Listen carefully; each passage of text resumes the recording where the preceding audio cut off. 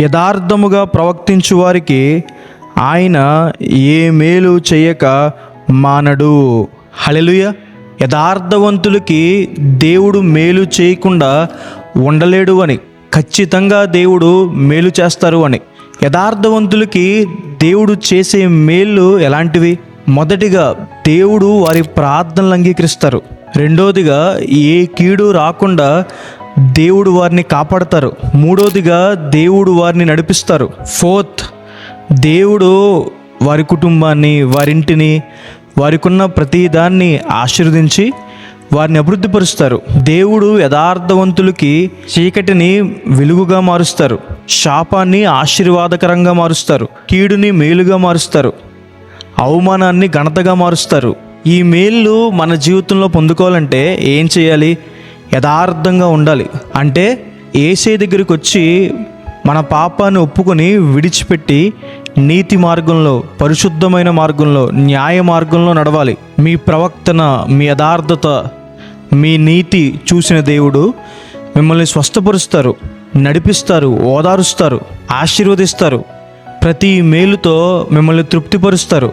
బైబిల్లో యోసేపు యథార్థవంతుడు కాబట్టే దేవుడు యోసేపు గారిని హెచ్చించారు. దానియేలు యథార్థవంతుడు కాబట్టే సింహపు బోనులో కూడా దానియేలు కాపాడబడ్డారు. యోబు యథార్థవంతుడు కాబట్టే రెండింతల ఆశీర్వాదం పొందుకున్నాడు. ఈ వాగ్దానం విశ్వాసం ఉంచండి.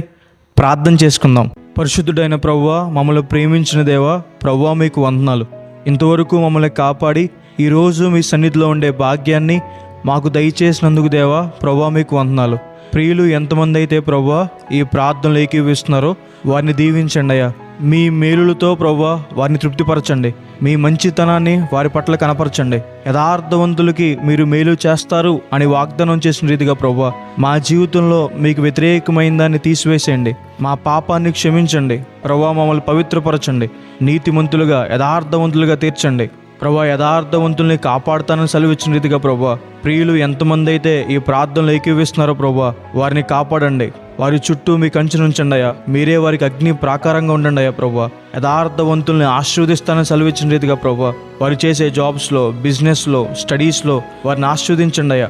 వారికున్నదంతా ప్రభువా, వారి కుటుంబాన్ని, ఇంటిని, వారికున్న ప్రతి దాన్ని ప్రభువా ఆశీర్వదించండి అయ్యా, అభివృద్ధిపరచండి అయ్యా. యథార్థవంతులను నడిపిస్తానని మీరు సెలవిచ్చిన రీతిగా ప్రభువా వారిని నడిపించండి అయ్యా. అడ్డుగోడలన్నీ కూల్చివేయండి అయ్యా.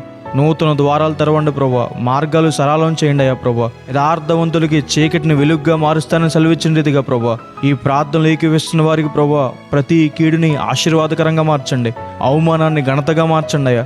శాపాన్ని దీవెనగా మార్చండి అయ్యా ప్రభువా. మేము అడిగినవన్నీ పొందుకున్నాము నమ్ముచు ప్రభువా యేసు నామమున వేడుకుంటున్నాను తండ్రి. ఆమేన్. God bless you. God bless India.